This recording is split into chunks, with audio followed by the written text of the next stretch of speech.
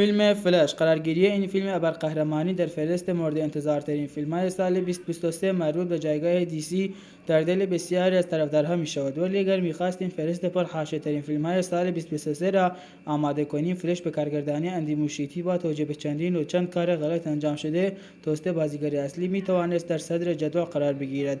میلر انصافاً به شکل ویژه وارنر را با خلافکاری و رفتارهای عجیب در موقعیت بد قرار داد. تحدی که اگر 200 میلیون دلار برای آن خرج نشده بود، شکی در دور انداخته شدن فیلم وجود نداشت. ولی در آخر وارنر راضی به عدم اکران فیلم فلش شد و حالا طرفدارها حداقل امیدوار هستند که گزارش‌ها را در رابطه با کیفیت بالای آن درست از آب در بیایند. گزارش‌هایی که ادعا می‌کنند فلش در اکران‌های آزمایشی برخی از بهترین واکنش‌ها بین همه آثار دیسی در دوران بعد از سگانه شوالیه تاریکی کریستوفر نولان را از مخاطبها دریافت کرد. امیدوارم از دیدن این سینمایی لذت کافی رو برده باشید. حتما چنل رو سابسکرایب کنید.